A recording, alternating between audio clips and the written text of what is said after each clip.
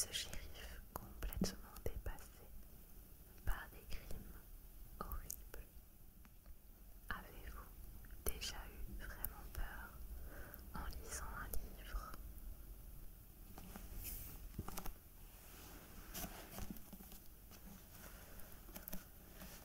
Le résumé donc nous explique qu'une famille tout à fait ordinaire va vivre des choses étranges dans son environnement de vie quotidienne. Le prologue étant assez long, je vais lire le prologue durant cette vidéo.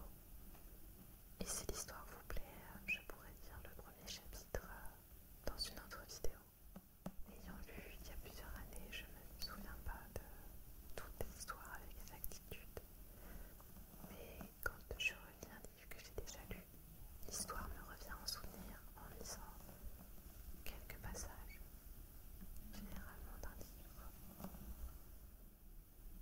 Je vais instaurer durant la lecture une ambiance sobre et un peu dans l'effet obscurité pour davantage rentrer dans cette histoire.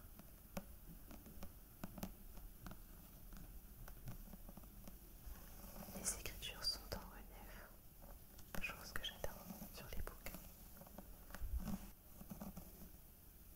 Ça induit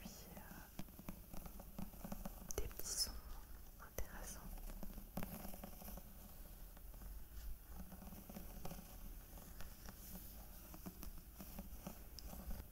Alors, si vous voulez découvrir cet auteur, Maxime Chatham, ses livres sont en vente partout, puisque c'est un auteur célèbre. Il est marié dans la vie à Faustine Bollaert, journaliste, une célèbre journaliste qui anime l'émission Ça commence aujourd'hui. Et anciennement, elle faisait le mag sur M6, le meilleur pâtissier. Et j'adore sa personnalité. Je l'aime bien depuis plusieurs années. Et de voir qu'elle est maintenant vraiment quotidiennement dans l'animation, je trouve ça cool. Les présentations étant finies, la lecture va commencer.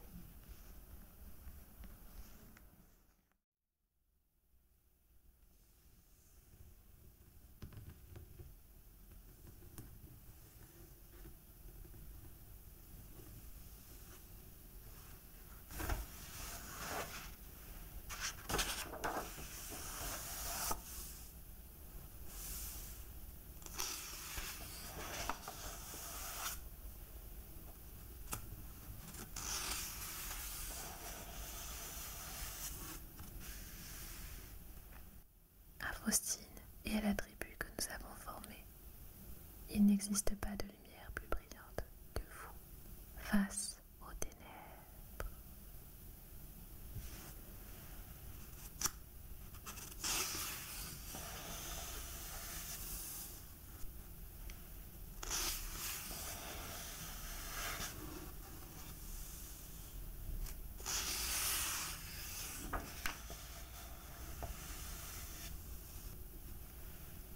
Plan de Manika Falls.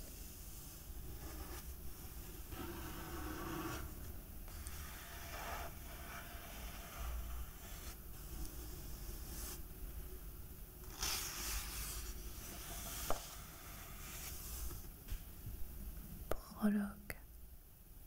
Filant en pleine nuit, la camionnette ressemblait à un minuscule vaisseau perdu dans l'immensité du cosmos. Entourée d'obscurité, elle flottait dans le néant, guidée par ses phares blancs, comme propulsée par des lueurs rouges à l'arrière. La Ford se mit à tourner pour suivre la route à flanc de colline. Elle était seule sur des kilomètres à la ronde. À l'intérieur, Duane Morris se concentrait pour ne pas perdre de vue le ruban d'asphalte étroit qui défilait face à lui. Il était hors de question de ralentir. Il devait maintenir une allure suffisante pour rester moins de temps possible dans le secteur. À l'intérieur, Douane Maurice se concentrait pour ne pas perdre de vue le ruban d'asphalte étroit qui défilait face à lui. Il était hors de question de ralentir. Il devait maintenir une allure suffisante pour rester le moins de temps possible dans le secteur. Le silence régnait dans l'habitacle feutré, et cela lui plaisait. Pas de distraction avec la musique ou la radio. Rien que lui et ses pensées, tout entier concentré sur un seul objectif. Ne pas commettre d'erreur. Il fallait reconnaître que dans son domaine, Douane Maurice n'était pas un amateur. Il s'enorgueillissait même d'être l'un des meilleurs. Officiellement, sa plaque indiquait qu'il exerçait la profession de détective privé. Mais la plupart de ses clients savaient que ça n'était pas tout à fait exact. Le bouche à oreille demeurait sa meilleure publicité. Ça et son obsession du détail qui le rendait si doué, au point que les 2/3 de sa clientèle, toujours satisfaits, étaient constitués du même pool.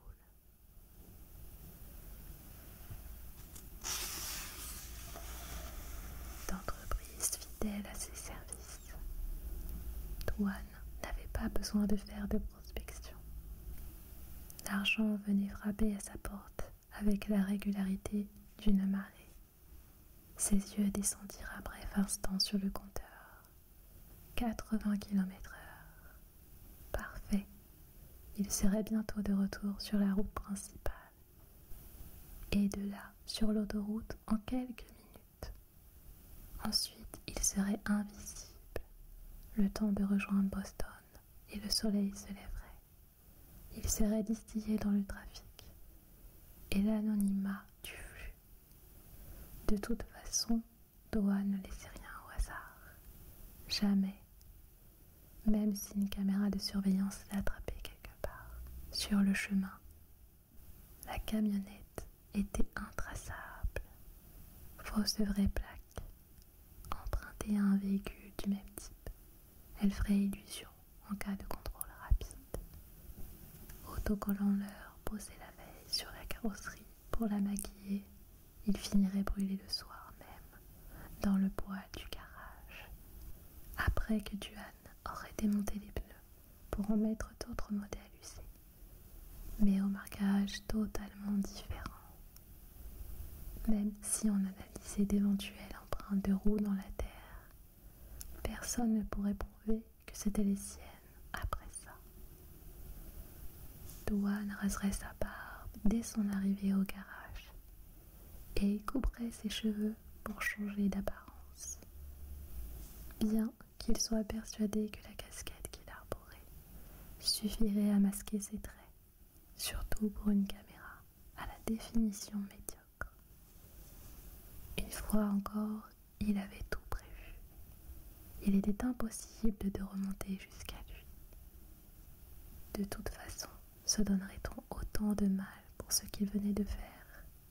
Il n'était même pas certain que c'était véritablement illégal. Bon, en y réfléchissant un peu, ça devait forcément l'être. Mais pas au point de risquer de la prison. Et puis cette fois, ses employeurs, première collaboration. Ils avaient obtenu son numéro par le biais de leur nouveau chef de la sécurité, avec laquelle Douane avait travaillé par le passé. L'avait grassement rémunéré et personne ne payait autant pour quelque chose d'aussi simple, si c'était une procédure autorisée. Non, bien sûr que non. Sinon, ils auraient envoyé directement leur propre gars sur place pour faire le boulot et pas Douane Maurice, en pleine nuit, avec la simple consigne « Personne ne doit savoir ». Douane avait dû suivre une formation éclair pour bien comprendre comment opérer. Ça ne lui était jamais arrivé auparavant. et cela l'avait beaucoup amusé. Même si en soi, ce qu'il devait apprendre était ennuyeux, il avait procédé comme à son habitude, avec application, pour ne surtout pas prendre le risque de rater son coup le jour J. Mais tout s'était déroulé à merveille. C'était un jeu d'enfant. Ses employeurs seraient satisfaits. Une fois de plus, Dwan Morris avait exécuté sa mission à la perfection. Pour se féliciter, Dwan décida qu'il s'appellerait Cameron, une fois tout son travail de nettoyage effectué. Il avait mérité un peu de bon temps. Il se doutait que Cameron n'était pas son vrai nom. Les escortes utilisaient des pseudonymes la plupart du temps. Mais il s'en manquait. N'en faisait-il pas autant lui-même? Tout ce qui comptait se résumait aux heures passées avec Cameron. Et elle valait le moindre dollar dépensé. Non seulement Cameron avait une vraie petite gueule d'ange, mais son corps était de la trempe de celui de ces statues grecques, sculptées pour inspirer l'idée de perfection. Dwan ne put s'empêcher d'accompagner ses pensées d'un large sourire. Cameron était son point faible. Il le savait. Mais il restait un homme et pas une machine, au moins dans sa vie privée. Un virage prononcé rappela Dwan à la réalité, et il freina brusquement pour ne pas sortir de la route, avant d'enfoncer à nouveau l'accélérateur, une fois dégagé de la courbe. Maudite voie sinueuse. Dehors, il n'y avait que le noir, partout. Impossible de distinguer la moindre source de vie, ni le relief pourtant imposant qui l'entourait. Pas une parcelle de lune ou d'étoile ne filtrait à travers la couverture de nuages invisibles. C'était aussi surprenant qu'effrayant. Quelque chose attira brusquement l'attention de Dwan dans le rétroviseur intérieur. Il ne vit pourtant rien une fois les yeux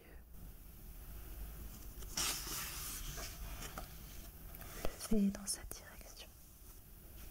Qu'avait-il cru percevoir? Un mouvement derrière sa camionnette. Le suivait-on? Non, c'était impossible. Il l'aurait repéré depuis longtemps. Et puis, rouler sans aucun phare, si rapidement, sur une route dangereuse, ce n'était pas possible, à moins d'être équipé de lunettes de vision nocturne. Un filet de sueur froide longea alors sa colonne vertébrale. Seuls des types du FBI utilisaient ce matériel. Pour une filature discrète. Avait-il des fédéraux sur le dos?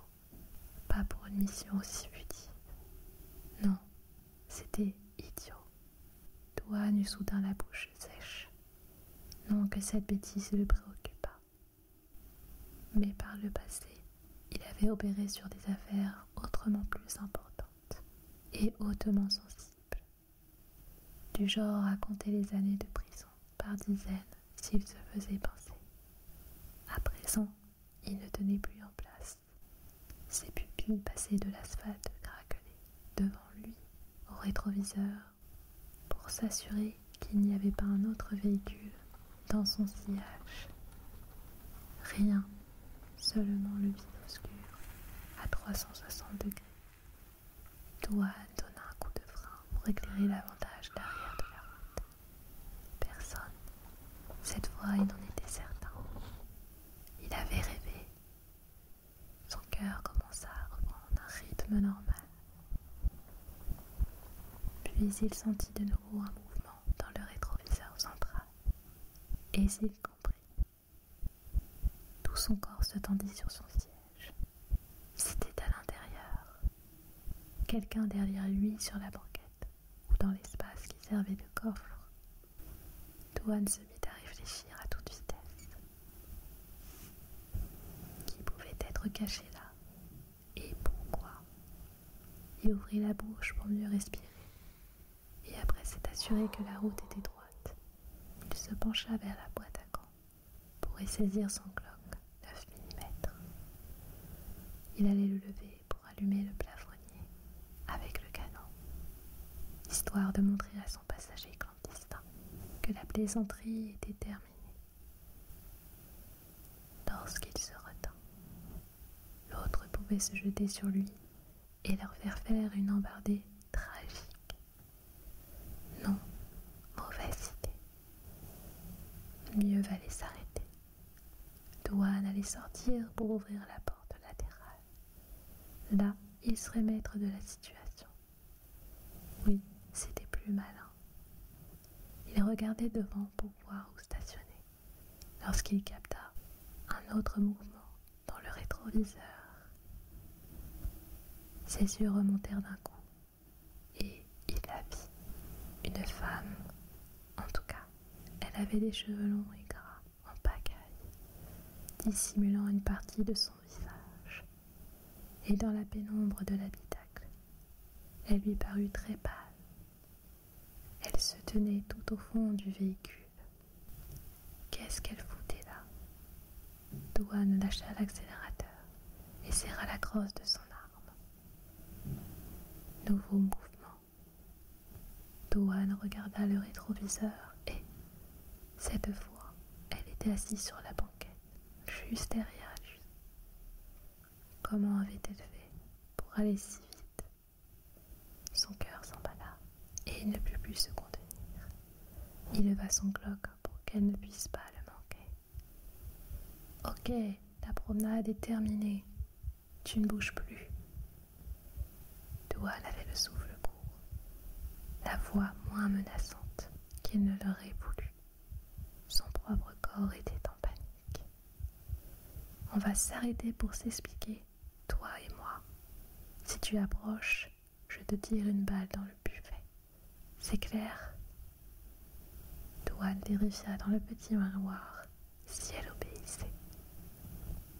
Il vit la femme écarter une longue mèche torsadée et, lorsqu'il aperçut sa bouche tordue et ses dents grises, la peur l'inonda jusqu'au bout des doigts. La camionnette défilait dans le néant quand elle fit une embardée violente, soulevant alors un nuage de poussière avant de se remettre sur la route dans un crissement de pneus. D'abord, elle ralentit, comme pour freiner. Puis elle accéléra à nouveau en faisant vrombir le moteur. Elle tangua à droite, puis à gauche, et un coup de feu partit, se perdant toute la nuit.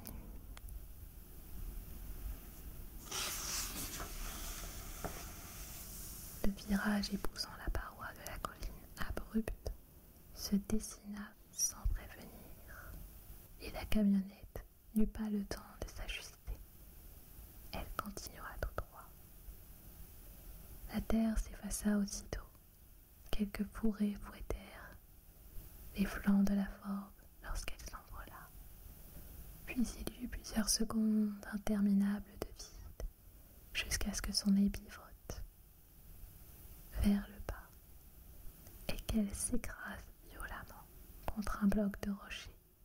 Dans un fracas de tôle et de verre, elle rebondit avant de partir en tonnant, se faisant arracher roues, portières et capot. À chaque choc, des étincelles embrasèrent les vapeurs d'essence du réservoir. Puis elle s'immobilisa au fond d'une ravine, enfoncée sous des taillis épais. Le feu jaillit sous la forme du boule incandescente, tandis que Joan Morris perdait connaissance, encore accroché à son siège, le visage ensanglanté.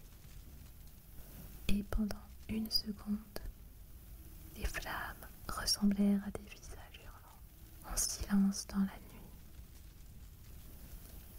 Puis elles flairèrent leur proie et se jetèrent dessus pour la dévorer vivante. Ma lecture s'achève à la fin du prologue.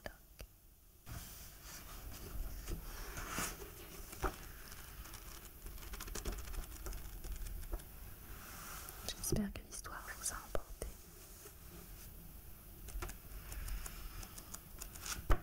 Vers le mystère de ce douane Maurice.